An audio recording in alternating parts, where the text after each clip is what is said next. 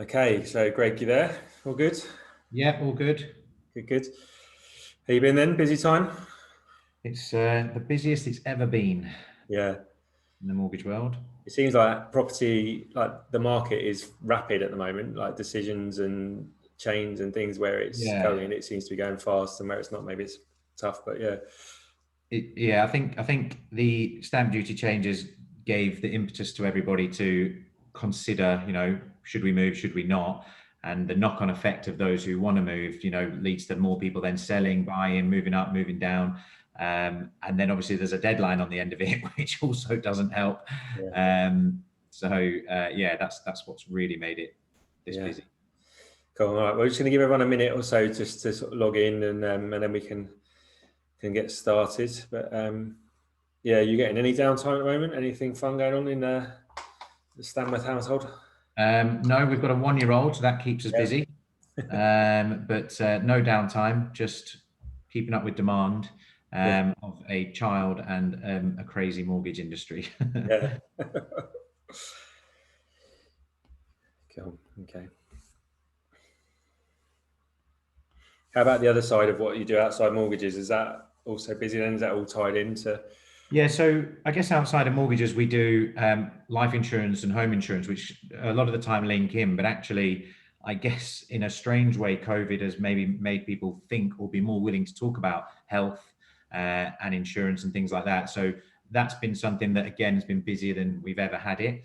More and more people want to talk about it. More and more people want to take it out separate to a mortgage, just as kind of like regardless of what's going on, so that they feel like they have done that. And also, I guess with a lot of people being at home, things that have been on a to-do list for many years, for example, they want to get them ticked off. So someone might have think, I need to get life insurance at some point. Well, actually, now's a good time to do it. So that's been very busy as well. We're probably doing, more. We're definitely doing more than we've ever done. Maybe 400-500% more than we've ever done. So Wow. it's Wow. as well. Yeah. It's been interesting talking to the other guys as well earlier, just the sort of change in habits and mindsets and priorities. Definitely everything seems to have a massive shift, in this whole sort of property space this year. So, all right, cool. Well, let's, it's a couple of minutes past now. So if we officially begin then. So obviously thanks a lot for joining us today, Greg. It's, for all the kind of visually stunning projects and everything that we're talking about this weekend. It's obviously good to know like kind of how we can raise finance and actually make those dreams come true. So it's brilliant that you could afford us some of your time. I know how busy you are, so I really appreciate that. Do you want to start by introducing Greenacre and yourself? Yeah. So obviously, my name's Greg, and I'm the owner of Greenacre. Business was set up about 4 years ago. Coming off the back of being in the corporate world, I've always been in finance, and I've always kind of most of that has been in the mortgage world, and I've seen how to do it, but also how not to do it, and I've also seen, what clients want at the end of it and what's important. And so for me, I wanted to set up a company that met those demands and was able to kind of meet client expectations or even exceed them. Just as an example, one of the things that we state and is true is that we are open 24/7, and literally the phone is available 24/7. No one's going to call me at 3 a.m. for a mortgage, but somebody might call me at 9 p.m. and that has happened, and we have dealt with that, and we have been able to help that client. Sometimes people are stressed, they want to get something sorted, they found the dream home, and they want to find out if they can get it. So we do Yeah. pride ourselves on actually making ourselves always available. Wow. I suppose with a little one that makes it a bit easier anyway, because you're up Yeah, most I'm of the probably up anyway. time. Okay, cool. Well, yeah, appreciate you've prepared some information as well. So I'll get kind of into that, and you can talk us through. So yeah, for in terms of like the focus of the talk, obviously it's around sort of financing property projects, but there's lots of areas within that. So I know you've got to cover a few there. So makes sense to kind of start at the top with regards to the talking us through like the current climate really in the mortgage world. Yeah, I think this is important more just because there's a lot of misconceptions out there. Depending on what media outlet you follow, you will read a lot of horror stories and you will read things that are not necessarily true. I mean, just to give you an example, there are 100 lenders, over 100 lenders in the UK that will lend on property as a mortgage. And if one of those big ones, say, doesn't want to lend, a new media outlet might say that the mortgage market is just not lending, and that's not the case. Every lender's reacted to the climate differently. Some took a little while to adapt, some adapted straight away. But what I would say is the main thing is the mortgage market is fully open for business. This is the busiest time we've ever had. For lenders, every single lender is probably the busiest they've ever been. Brokers should be the busiest they've ever been, and we absolutely are. We're about 400% up on where we were this time last year. And that's to meet the demand that people have. So the mortgage market is fully open for business. What I'd say is just a couple of things that are worthwhile bearing in mind is the speed of the mortgage world is very slow. And the reason for that is you've got most lenders now having all their staff working from home. You've got more demand than there's ever been. And then you've also got a huge backlog of cases that started in March, April, when valuations weren't able to be done. And lenders trying to catch up with a lot of that and have always been behind ever since. So speed's something to factor in. We as brokers can get things submitted straight away for you, but then waiting for a lender to look at it can take some time. And obviously each lender is different on that. And then just the last two things that I thought would be worthwhile mentioning is, trying to get 90% equity out of your property or trying to buy it 90% is probably where the mortgage industry is at the most difficult time. If 100 lenders used to do 90% lending, there's probably 4 or 5 now. So it's something to bear in mind, but anything below that is fine. And then the only other thing that I thought was worthwhile mentioning is there was the kind of government-led scheme or incentive of getting a payment holiday on your mortgage for 3 months, and that sort of transpired into 6 months and maybe even longer for some lenders. That doesn't come without an impact, and that impact is that interest will be rolled up, or that your monthly payment might go up off the back of it, but also on the back of it that if you have taken those holidays, you can't then, once those holidays are finished, then ask that lender for capital raising. That is a good chance that they may say no, because you've obviously indicated to them that you need a bit of flexibility on your monthly payments. It'd be difficult then to go straight back to them a month later to say, could I now raise some more capital? Once you've had a couple of months back paying, that would be okay, but not straight away. Okay. And Greg, like I just said before we move on, so one of the, because you've helped so many people I know as well, like with their mortgage situation, and so like I guess it's important to understand like the role of a broker, like now more than ever, of like your understanding, your experience, you're seeing like day to day where companies are changing their kind of boundaries, rules, whatever. So just talk me through kind of like the role that you play, like in a practical sense, and just how you help, because I know we wouldn't have gone through what we did if it wasn't for that expert input. And I think it's important for people just to understand the role like in that sense as well. Yeah, absolutely. I think one of the first things is, as I mentioned, there's 100 lenders out there, and if you want to try and navigate through which lender is going to give you what you want, you've got a big job on your hands. And in the current climate, lenders are changing their criteria on a daily basis without notice. So you can think that this lender is going to do this for you, and at some point they're going to say no, and that might take a month for them to say no. But we as brokers, we have communication with lenders. We can literally speak to lenders at all times. We know exactly what's going on. We know which lenders are changing what, and we know where to place your case. So I think that's really important. There's no point going to a particular lender where it looks like they've got a great rate, but we know at the back of that, they're not going to lend on this property, or they're not going to lend to you in the situation that you're in. For example, if you've had 2 grants on the grants that were made available, there are certain lenders we would not go to off the back of that. You wouldn't know that by walking into your bank and asking them, but we know that because we know what an underwriter who's going to pick up that case is going to ask to see and whether that's going to pass. So I think that's going to be important. I think that if you made a call now to any lender and said, could I have an appointment for a mortgage? You're probably going to wait 3 or 4 weeks for that appointment, and that appointment's probably going to be Monday to Friday, 9 to 5. If you say to me, Greg, I've just found my dream home, I really need to get a mortgage submitted, we will aim to get that submitted for you within 24 hours. So I think that's a key difference as well. And we will find you the cheapest rate. That's probably one of the biggest things that people are interested in as well. But the cheapest rate might not be the one that Money Supermarket is advertising, because you might have a rate at 1.5% with £5,000 worth of fees that are added on to it. At 1.6% with no fee, it may be cheaper, and we'll do the job of finding out what is actually the cheapest for you. Right. Okay. Brilliant. Thank you for clarifying that. And so going on to actually then, raising capital. I didn't even realize how many options there were to spoke to the other day. But obviously kind of talk us through these. Yeah. So obviously one of the things that we have done a lot of is help people raise capital. And for that, that can be for many reasons. I think that a lot of that is going to be home improvements. People have been at home, maybe don't have the garden space that they wanted, or maybe don't have a conservatory or an outbuilding or an office set up at home, and they want to raise capital to pay for these projects. And I think people being at home has made them look around their house because they've got more time there to think, what can we do? So we've helped loads of people do that recently. And kind of just to give you scenarios of how you can do that. So the first probably obvious one is to remortgage. A remortgage essentially is basically if your current deals come to an end, we can either approach your existing lender to see if they'll give you extra money and get a new deal from them, or we can look at the whole market, which is normally the better thing to do, and see which lenders will lend to you and what capital raising we can do. Based on your income, based on the loan to value of the property, based on what you want to do with the money. And that's something that we can do. So we'll look at all the 100 lenders that are available, which ones will lend to you, which ones will do the amount you want for the reason you want at the rate that you want. So I think that's probably the first standard option. As I said, you can try and raise money from your existing lender. That's another option that's called a further advance, and we'll look at that for you as well. But they're kind of probably the first two ports of call.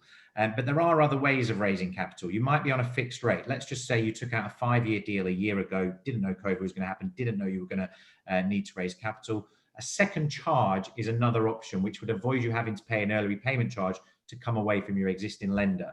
And what that is essentially, a mortgage is called technically a first charge. And that means that when the property is sold, the first person that gets paid is the first charge lender. So they get paid, then you would get paid the difference. What a second charge is essentially you've got your first mortgage, let's say that is with Santander, you have your second mortgage, so a second bit of finance secured against the home, that might be with another lender. And so what that means is that Santander get paid first, second charge gets paid second if you were to sell, and then you get the remaining. So it's basically another loan secured against the home. Yeah. There are a couple of other options. So there are specialist types of finance. You might be knocking down a house and completely rebuilding it. There is something called bridging finance, which is essentially a short-term loan to do the work you want to do. And then when it's done, you then get a mortgage to pay off that loan. We've done that loads of times because simply a mortgage lender is not going to lend on a house that's about to be demolished. So anything specialist like that we can do. And then there was another option, which is equity release. Which essentially a lot of people might think that that's got a bad name in the industry, and it used to have, but it's changed a lot now. It's heavily regulated, and that might be where parents are saying, look, we've got loads of money in our house, do you want to take some out of it and you do what you need to do on your house? And that's something we can do as well, and that's becoming more and more popular. Great. Yeah. Okay. And then the buy to let side of it. Yeah, so just again, a lot of people are thinking about how to invest their money, how to, think about retiring, or, what sort of things that they need. So buy-to-let investments, the buy-to-let market's changed probably quite significantly over the last few years. One is the tax implications, which I'm not really the person to speak to about that. You want to speak to an accountant or a tax advisor, but there are tax implications now with buy-to-let income. But things that that we can do. So a lot of people are buying buy-to-let properties in the name of a limited company. That's something we can do. It's actually a lot more simple than you think. But the reason that you'd buy it in a limited company is the tax implications. It's more beneficial to do it in a limited company than not. And so that's something that we can do. Obviously, we do a normal buy-to-let if you want to keep it in your personal name. And then I guess the last thing to mention on that is there's different loan to value. So what sort of deposit you'd need to put down on a buy-to-let. Generally, in the current climate, you need a minimum of 25%. There are a couple of lenders that may allow you to put a bit less down, but it depends on what area of the country you're going to buy and what type of property you're going to buy. Okay. In terms of the first point there, like the limited company, so would you have people to refer to, if that was the right option, would you refer them to their accountant or people that you know? Or? So we do the mortgage, we'll apply for the mortgage, but if they do want the tax advice, if they haven't spoken to an accountant they already work with, we do have an accountant that we can put them in touch with so that they can get that right advice. But I think if you're going to go down the limited company route, the right thing would be to get the tax advice from an accountant. So whether that's ours or your own, that's fine. It's just making sure that you have sought that advice. That's important. Oh, yeah. Nice kind of collaborative approach from yourselves, eh? So good. All right, brilliant. So we're going to Well, I'll just kind of recap by saying that Greg's available via, and the team are available via like the live chat that's within the exhibitor section. So if you navigate to the Greenacre financial services page, you can click on the live chat and be able to talk to Greg and the team there. And you're offering everybody that visits the show a free consultation, basically, and pushing people to book that with yourselves, right? So Yeah. if anyone watching this at any point has got any sort of anything in mind, just fill in that form, and Greg and the team will get back to them. So that's brilliant. If anyone's got any questions, we've got a few coming through. So if you want to hover over the navigation, there's a Q&A section where you can tap out what you've got to ask Greg. But in terms of, so someone's asked here about the Boris 95%, whatever that is. I've not heard of that. Is that what's? So you'll have seen this. You may have seen this in the media a few weeks ago. So part of the government's manifesto was to be able to help more first-time buyers onto the property ladder. So one way of doing that is to allow a lower deposit. So it's quite difficult for first-time buyers to raise a deposit. So what the government's plan is to get lenders to release products at 95%, so that a first-time buyer only has to raise 5% deposit. Now, 5% of £200,000 being £10,000, that's not too much money for a first-time buyer to raise. So that is supposed to help about 2 million people onto the property ladder, which is a big number. Those products are not out yet. We expect them to come out beginning of the year next year. And whichever lenders decide that they're going to do that, we will be able to help you with those lenders. We will have access to those lenders. So if and when somebody wants to do that, when that's available, we can help. Great. Okay. And so looking at John in Reading, and so he said about what are the changes with regards to stamp duty and things to bear in mind there. So the stamp duty changes that have come in, those changes are live until the end of March. If you complete on the 1st of April, you've expired on the current terms. The current terms essentially are that anyone moving home, if you only own one property up to £500,000, you will pay no stamp duty. So it allows first-time buyers to buy up to 500, but it allows single owner occupiers, if they wanted to upsize, to buy up to 500,000 with no stamp duty. So that's a big incentive, and that's what's really boosted the market. It also benefits second buyers, so people who are buying buy-to-lets and second homes. You still pay stamp duty, but it's at a reduced rate because that first rate is not there. So there is a website that if anyone is looking to work out what stamp duty they pay, the most simple website is stampdutycalculator.org.uk. It says single property or additional property, put in the amount, it'll tell you what it is. Oh, okay. And just in terms of, I guess, like mindset wise for parents out there, I mean, myself, so think about equity release. My son's 8 now. So, I mean, he's definitely due to moving out soon. So what should people be thinking about if they're thinking about where they have maybe got slightly older children than me and they're not as cool as I am? But if thinking through that mindset, what's kind of involved in that way and the thought process and the logic, rather than getting scared off by it, how should they kind of open their minds to it? So specifically about equity release? Yeah.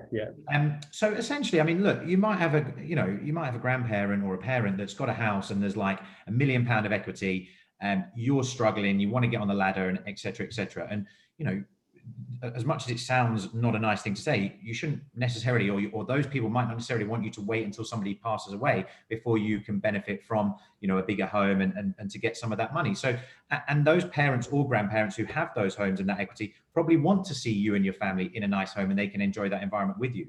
So a lot of people will have a lot of equity in their home, and it's about how do you release that. Now, if you're on a pension or on no income or whatever it is, you can't just get a mortgage and take money out of your house. But an equity release, it's irrelevant what your income is because there's no monthly payment. You can make a monthly payment if you want, but essentially what it is the interest rolls up monthly into that. So you might say, I want to take £100,000 out of my home so I can gift that to my children so that they can buy a bigger home.